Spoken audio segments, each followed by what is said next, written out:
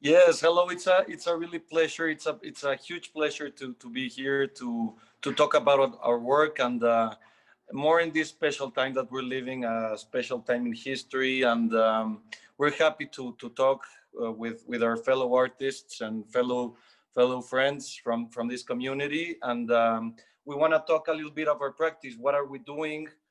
How are we doing it? And I have a little presentation that we've made for you to see what we do and to have a little bit of expression of our work. Our office, our practice is called Ra Architects. It's a mixture of two words that's composed by the two last names of the three partners. The three partners, all of us are Mexican. We were born here, but we have different ideologies and different studies. So me on the left side of your screen, I was born and raised in Mexico. My career was done in Mexico in the university called Universidad Iberoamericana. Cristobal, who is my brother and my associate, studied in Anahuac University, also in Mexico City, and Santiago studied in Arlington, Texas. So we have kind of different focuses for architecture, which is something that is really nutritious and it's really interesting for us to have. Here we have a little bit of things that we have done. We're an office that doesn't have a style. We don't want to have a style. We don't want to have a methodology. We don't want to have formulas. So in that sense, we don't have we don't work in one type of architecture. So we've been working on some art related expositions, but we have also worked on projects more related in housing, offices, also hotels, and I will talk a little bit more about that. So Ra is the name that we chose among many names. We think it's a really strong name. It's the mixture of only two words and an exclamation point that brings everything together. For us, it's a powerful word, or a powerful couple of letters that brings energy and has a lot of punch to the name. So this is one of our latest projects. It's a hotel in Cozumel. We wanted to talk about this project because the process of the design and architecture that we took and we boarded on this special project was a methodology that we think would be interesting to share with artists. Um, First of all, on the left side of the screen, we have a very quick sketch. So the first thing that comes to an architect when you're at a site is, the intuition. And when you're on a site, when you're in a plot, you first have a certain type of information, and then the next thing that you do is you start to draw. You start to have the first traces, the first sketches, and then immediately what we do afterwards is we work on a collage. So a collage is this composition, 2D composition, made with different elements that brings a little bit more to life that collage, and that talks a little bit more about materials, about space, about different kinds of materiality for a project. So we find it very interesting, the collage as a tool for representation. Afterwards, we work in 3D models, renderings, and physical models until we have the final product, which is architecture. So here we can see a little bit more of the sketches that we use. So we actually use a very strange kind of methodology. I know if it's a common methodology for projecting in architecture, but what we try to do is we try to place the human being as the center of architecture. So with this being said, what we like to do is we like to have an approach, a cinematic approach, to architecture. So what we do is we like to have this storytelling, or this kind of matrix of collages or of images, where we start to talk about the history and talk about a flow along the spaces. This is a kind of methodology that we use. It's been working, and it's actually, we find it very logical, because we place the human being in the center, always in the center of architecture. So this is a little bit of what I'm talking about, right? So we have these scenes, these frames that are being placed through these flows of circulations throughout architecture and nature, and this is how we kind of find the feelings, or find the motif for how we want the people to experience architecture. Afterwards, this would be the same representation, but this would be, you know, in a 3D model. This is more a rendering, a little bit more realistic, which is kind of dangerous actually, because when you see these renderings, it seems as if it would be already built.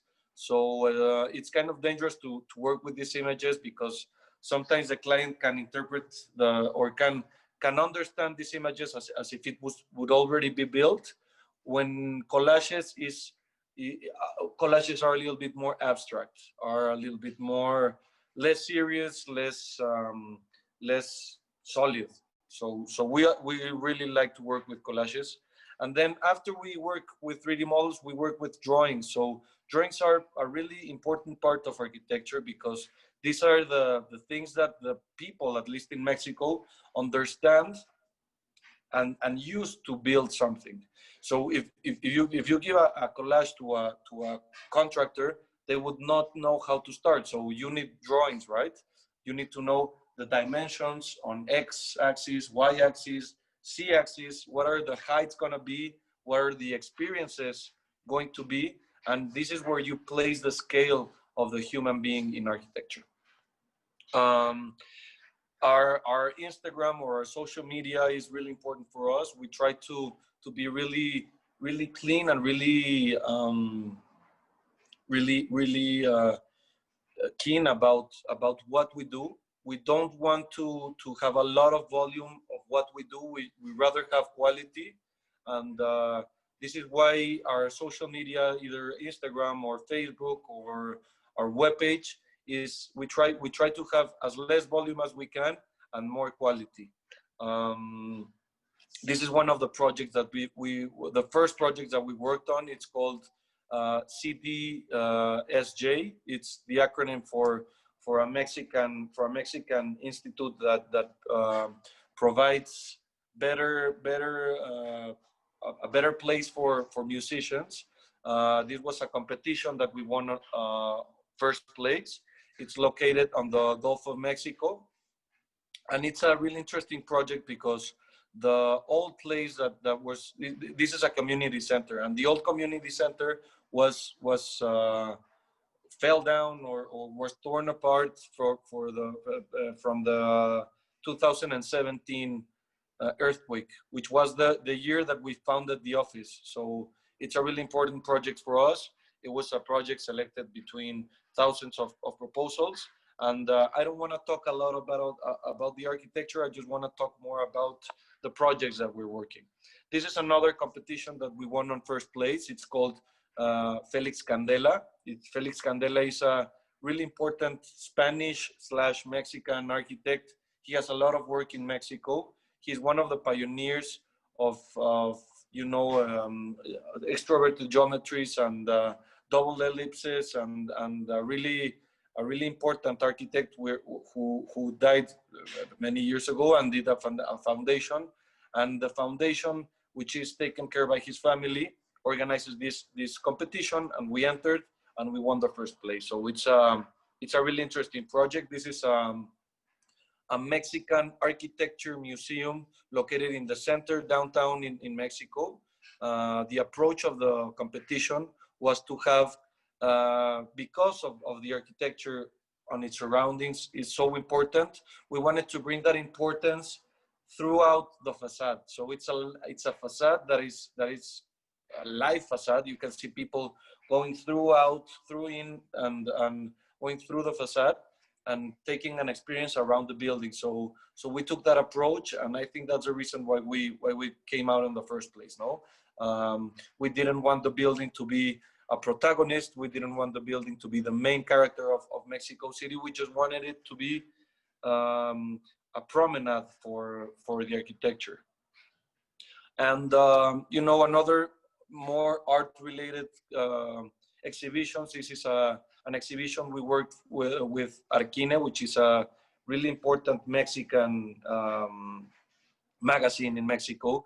They do this congress called Mextropoli, and the approach was to think about what is our position as architects, and question ourselves as architects regarding the climate change. So architecture is kind of the antonym, or is kind of the opposite of ecology, right? So we as architects have to question ourselves, what are we doing right and what are we doing wrong, right? So this is a picture that depicts the different phases of humanity, and how the Anthropocene, which is the place where we live now, the stage where we live now, is you know, finishing with the earth and with the resources. So this kind of depicts what we were trying to show on this presentation was how utopias or dystopias work as tools for architecture. So utopias are sometimes the only way to work around the future problems, and dystopias are the ways that help us to make conscience and to see how can we solve a problem. So we have a lot of images. This is a utopian kind of image where kids are building their city as toys.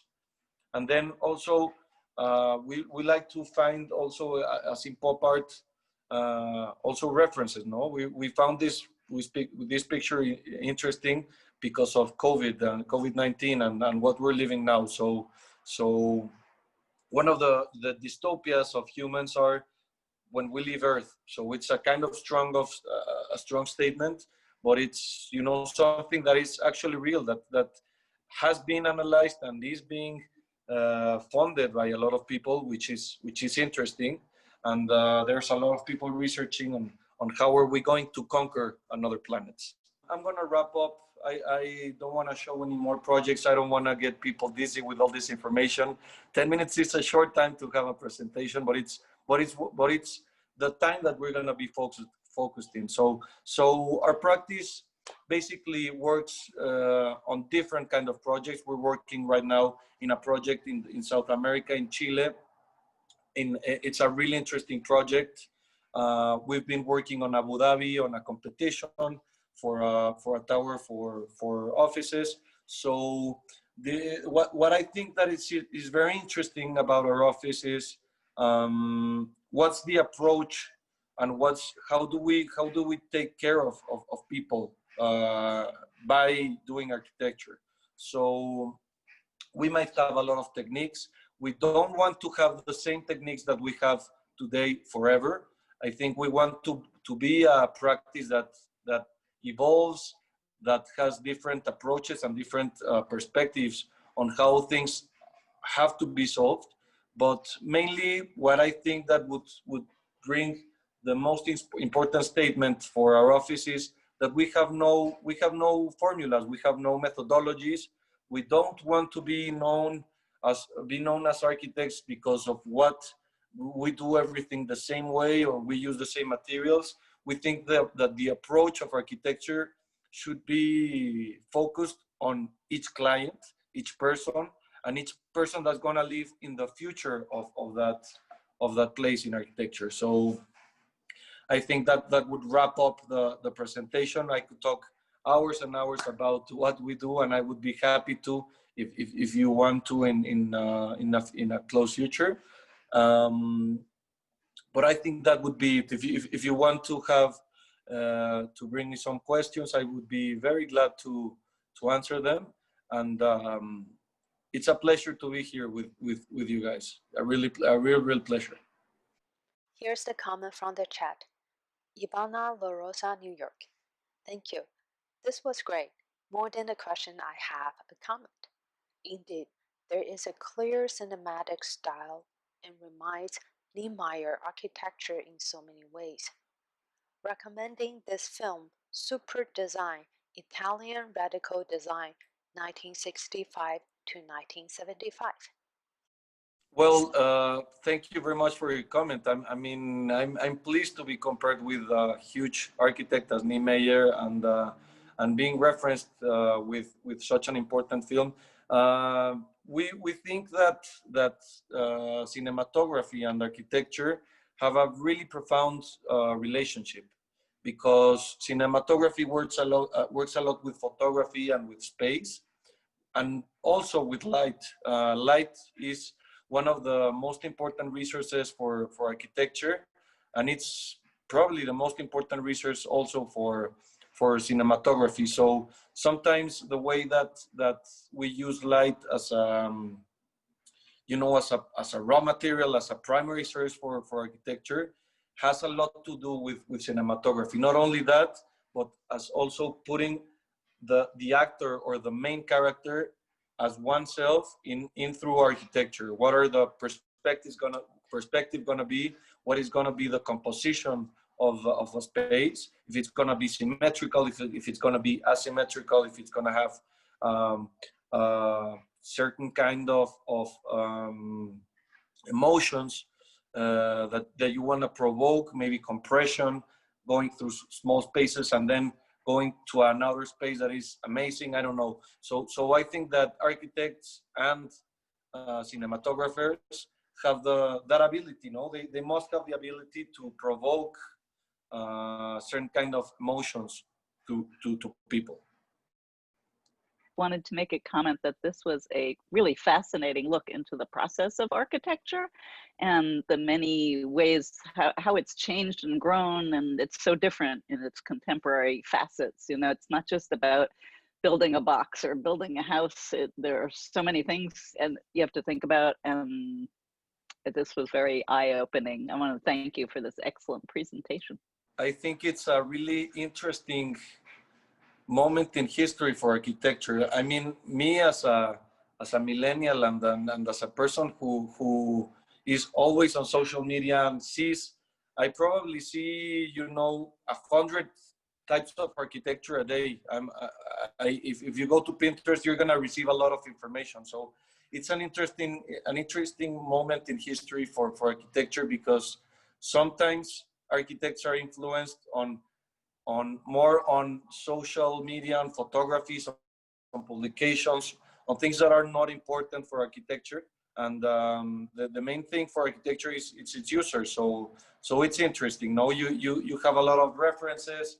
There's maybe one movement, artistic movement a year. Maybe that's the same thing that's happening to art. No, a lot of currents, a lot of ways of thinking, and I mean, it's an interesting moment to be alive for an architect. So yeah, thank you very much for having me, and it's been great. It's been a pleasure.